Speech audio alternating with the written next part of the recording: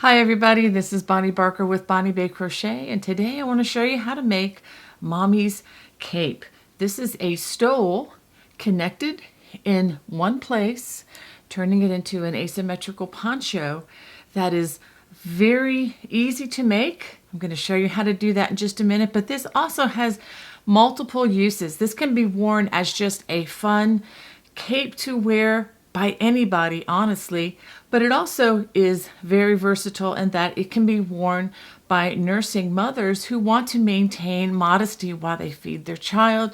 It can be moved from, either side and around very easily and quickly. And the fiber that I used is a very breathable bamboo fiber. Well, let me go ahead and show you what you're going to need. For this project, I'm going to be using Yarn Bee's Bambootiful, and this is in the rose color. 4 ounces, 257 yards, and let's take a look at the contents. This is 50% cotton and 50% viscose from bamboo. This material has a lovely drape.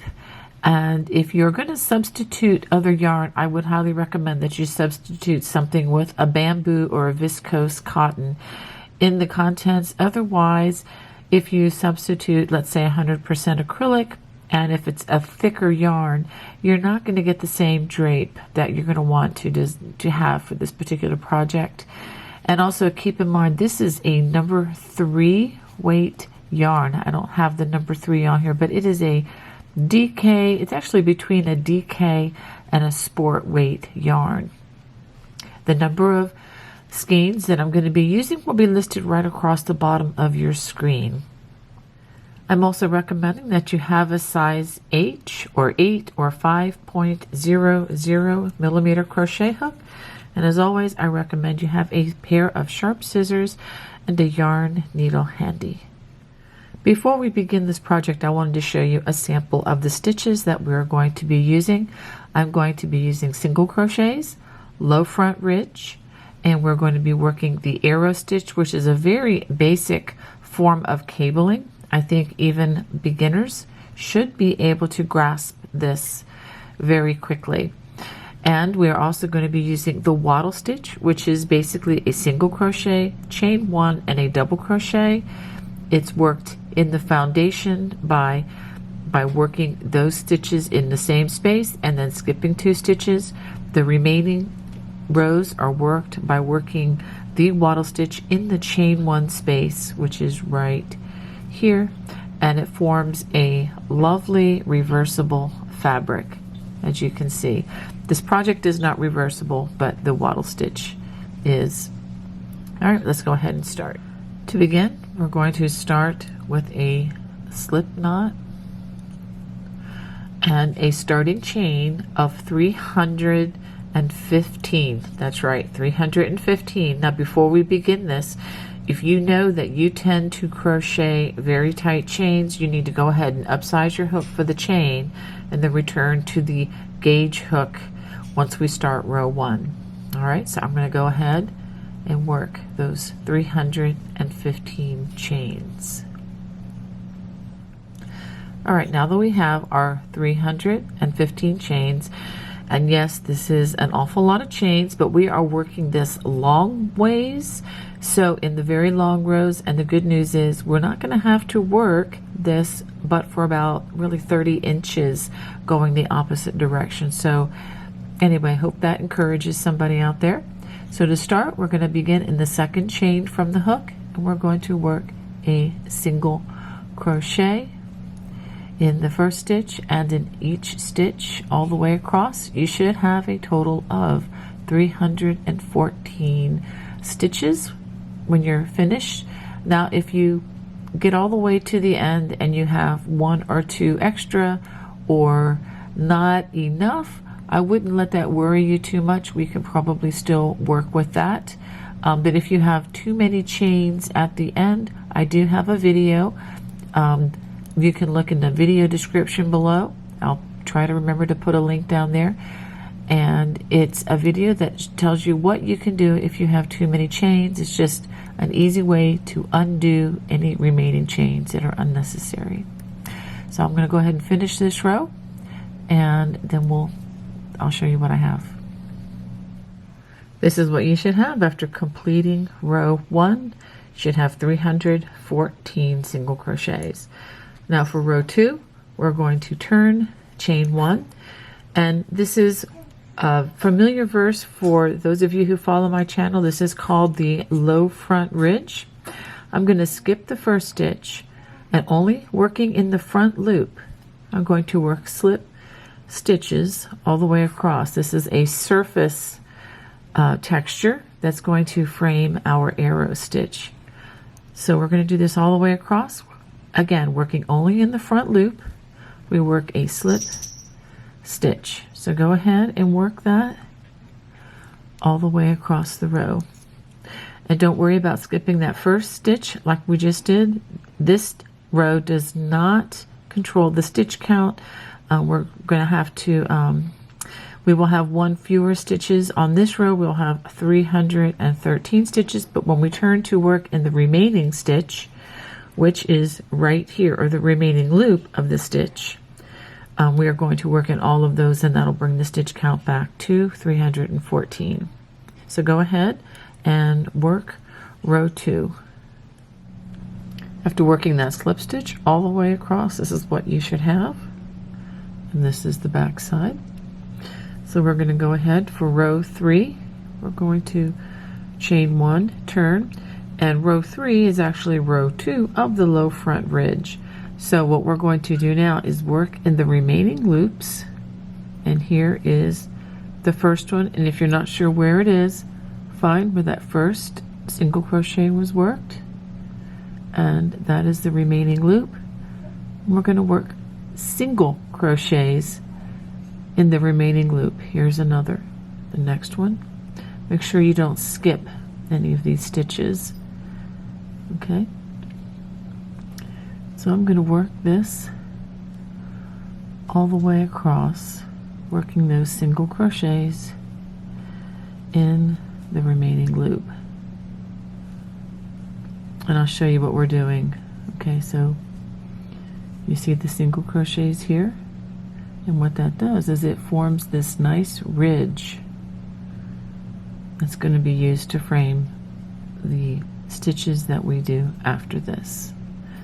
So go ahead and work that all the way across, and again you should have a total of 314 stitches across.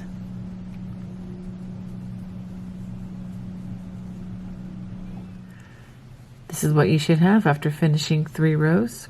Go ahead and turn, and you can see the ridge that we now have after 3 rows. Okay, so now we're going to go to row 4, which is actually row 1 of the arrow. We're going to chain 2. We're going to work a double crochet in that very first stitch, and this is what we're going to do across the row. We're going to skip the next 3 stitches, and then we're going to work a treble crochet in the next stitch. Now working behind this stitch, we are going to work a double crochet in each of the 3 stitches that we just skipped.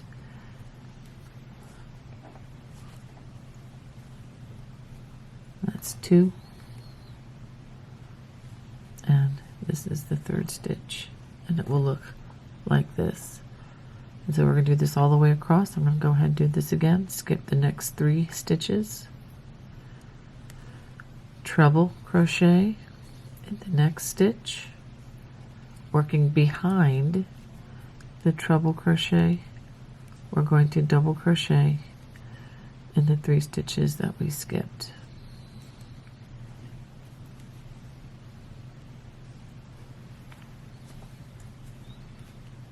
I'm going to do that one more time. Skip 3, treble crochet, working behind the treble, we're going to double crochet in the 3 stitches we skipped. 1,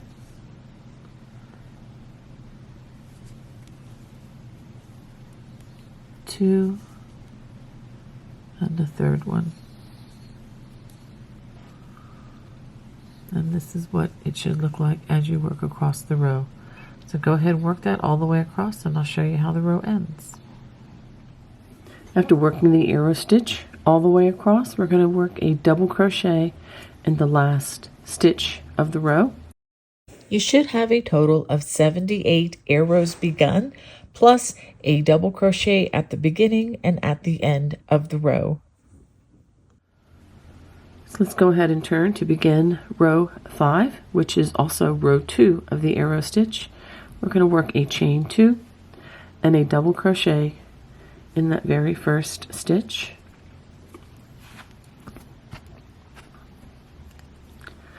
After that, we are going to skip 3 stitches, 1, 2, 3, and we're going to treble crochet by going into the top loops of the next stitch. And this should also be the treble crochet that you crocheted in the previous row. After working that treble and that treble crochet, we're going to work a double crochet in each of those 3 stitches that we skipped, and we're going to work again in front of that treble since we have the back side facing us right now. Let's do that again. Skip 3 stitches, treble crochet in the next stitch, which is always going to be that treble crochet from the previous row. Working in front of that treble, double crochet in each of the 3 stitches that we skipped.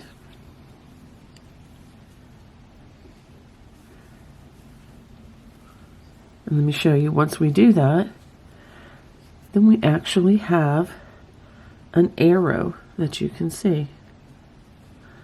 Let's go ahead and do that one more time.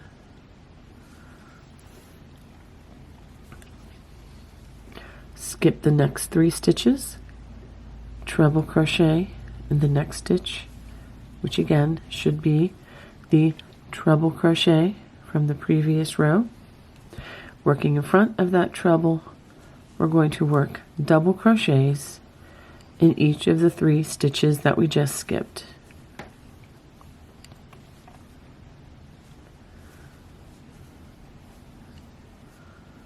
So it should look like this, with the back side facing, which is the side that's facing us right now. And on the front side, you should see arrows. So go ahead and work that all the way across the row.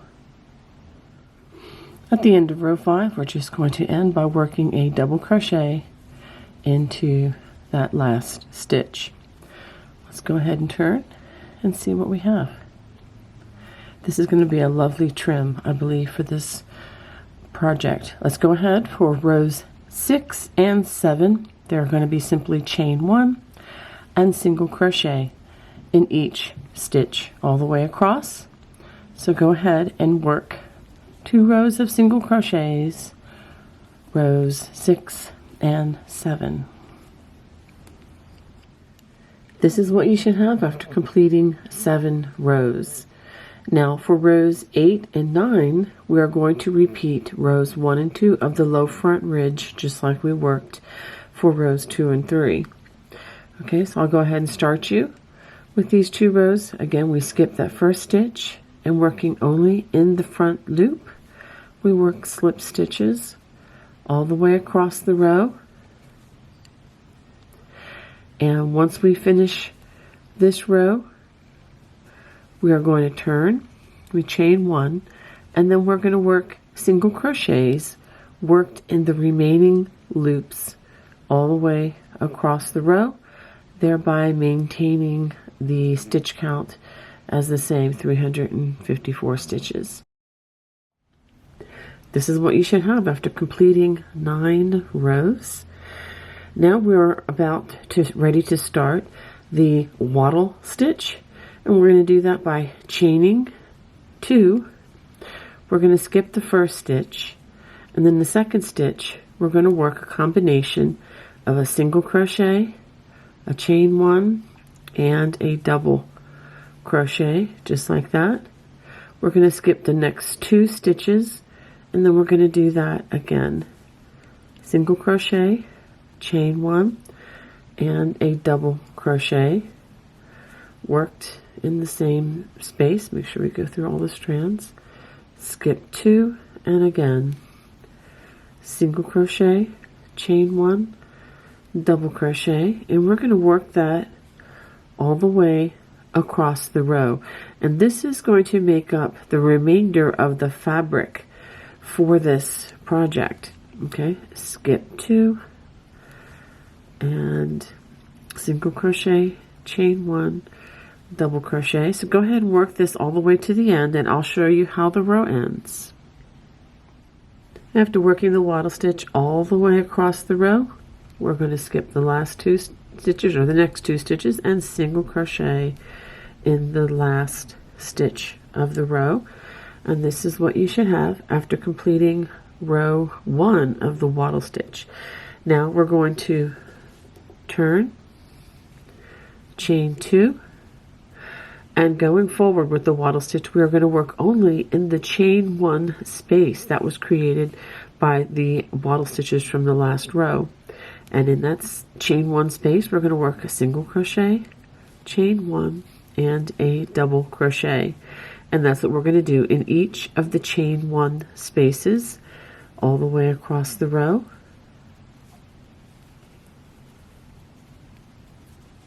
Just like that. And as you can see, this makes a lovely reversible fabric. Now once you work these all the way across the row, when you get to the end of the row, you're going to have a chain two space, and you're going to work just a single crochet in that chain two space, turn, and then repeat row two of the wattle stitch that I'm showing you right here. So now what I want you to do is repeat this wattle stitch row back and forth until the width measures approximately 27 inches, or the desired length of the cover up. Okay, I've just completed 27 inches, and let me go ahead and give you just a quick look at this. It's quite long, which is what you're going to want, especially if you're going to use this as a cover up while you're nursing. Okay, so you can also see there's a lot of lovely, lovely drape in this particular material. Yes, I did have some trouble with all the strands. I hope that wasn't too much of a problem for you. That was not my favorite part of this yarn, for sure, but I still love the feel of it, the weight of it, and of course the drape is, you just can't get this with other types of yarn, which is one of the main reasons why I selected this. Okay, so now what we're going to do is we're going to turn a corner. Move this out of the back.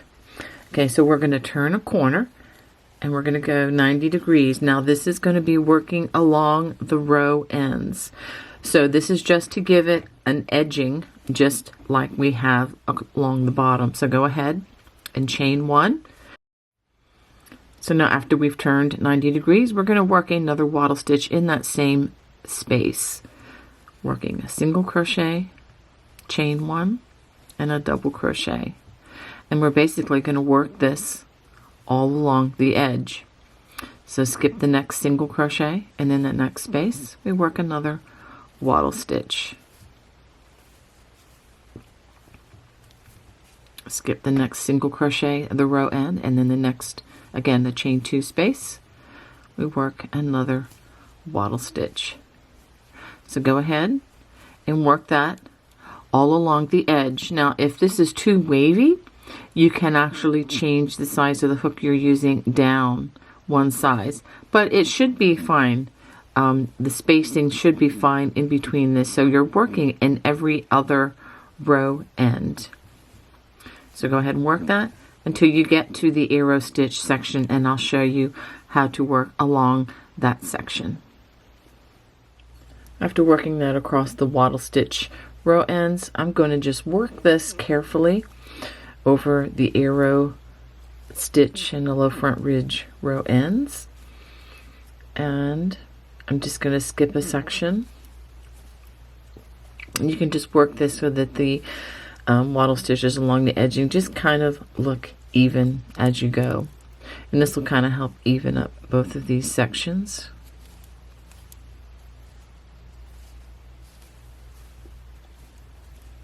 Okay, so just work them just like this, and we are getting close to turning a corner. So let's go ahead and put our last wattle stitch here. This is in that single crochet row before the low front ridge. So after we work that last wattle stitch, we're going to work in the foundation chain. So go ahead and work a single crochet, chain 2, and then another single crochet in that same space to form a corner, and then we're going to work a single crochet in each of those remaining foundation chain all the way across. Okay, and that's going to give a nice edging to the other side where the arrow stitches are.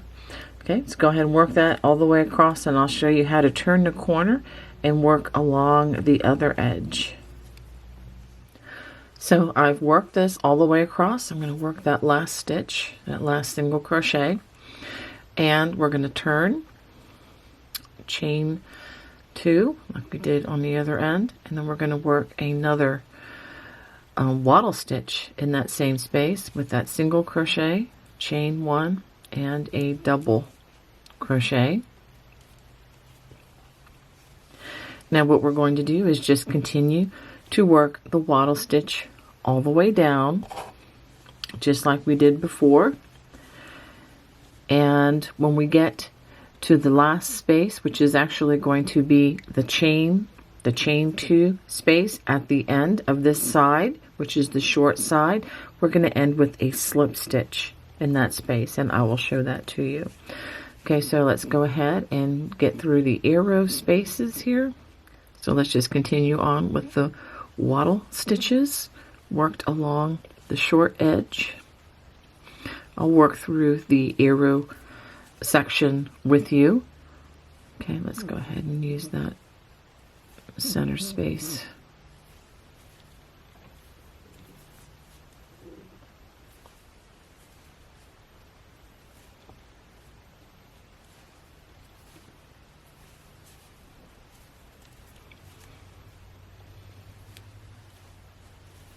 And then once we get past the arrow stitch section, then we just go back to working this the way we did before. We're going to work this, I'm going to work them in the chain 2 spaces, just like this.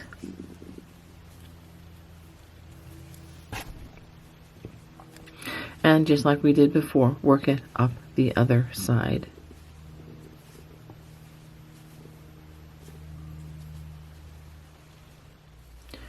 After working these evenly all the way across, we come to the chain 2 space at the corner, and we're simply going to work a slip stitch, and then we're going to fasten off with the chain.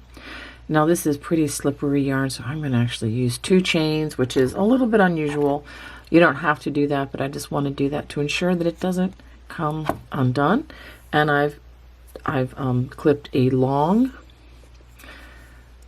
strand here, and I'm going to show you real quickly how to hide this, and you can hide the other loose strands in a similar manner, okay, with our yarn needle. And let's have the back side facing, even though this is somewhat reversible, but with the arrow stitches on the front side, this is effectually makes it this the front side, and then this will be the back side. Honestly though, it really doesn't matter all that much. Okay, so what we want to do is we want to come down into this stitch, and we want to just hide this strand. And because of the slippery nature of this yarn, I recommend that you go under more stitches than fewer. I'm gonna go under a few here, which is part of that border. And then I'm going to work some by going, back one side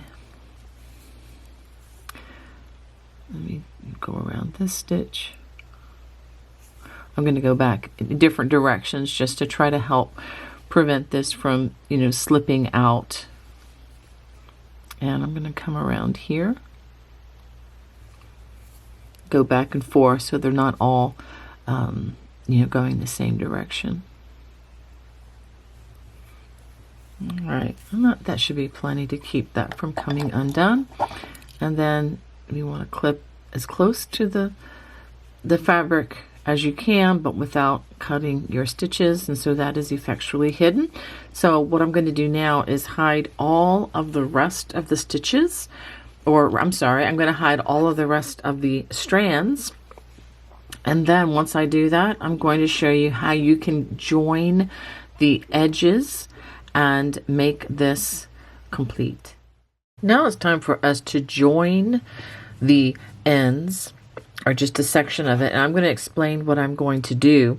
But before I do that, let me also give you some other options. You can also skip this step and not seam the edge. That way you can use this as a stole, or you can use some of these buttons. I have both sides of these showing from Jewel Designs. A friend of mine who makes various shawl attachments that make wearing shawls very creative and interesting. And what you could do is connect with some of her buttons, and the buttons easily, let me show you how these pop off and on. This is actually the right side of this one, but you can just, of course it's going to be a little bit stiff, but just pops on and off so that you can arrange various ways to wear this. Now, if you are making a just simply a stole, or perhaps a poncho, asymmetrical poncho from this, you may want to just use various, temporary tools to affix this instead of using a seam. Okay, so I just wanted to throw that out, or you can even use nice shawl pins, what have you. Just, you're only limited by your creativity. But I am going to go ahead and show you how I'm going to start my seam to connect this. Obviously the front side is facing. I'm going to have to flip that around so that the back side is facing. But I have measured off approximately 15 to 15 and a half inches from the edge. And I have lined these up, actually stitch, counting them stitch by stitch so that it will be as even as possible before I join. And so after measuring off those 15 inches from the end, let's go ahead and I'm going to flip this around. And what I'm basically going to do is I'm just going to rejoin my yarn, and I am going to slip stitch approximately 32 to 33 stitches. Okay, so let me go ahead and make sure I have the right stitches. Okay, here we go. So it's these two. Again, making sure that the front side is facing one another. Let me go ahead and grab my hook. So now that I have my hook through those two stitches where I want to join, I'm going to go ahead and make a slip knot. Just like that. I'm going to join with a chain. Let's go ahead and bring this around. I'll have to hide that strand later. Go ahead and make a chain. I'm going to pull a little bit tight, and then I'm going to slip stitch through the next 32 stitches. And again, I'm working through both loops of both sides of both panels.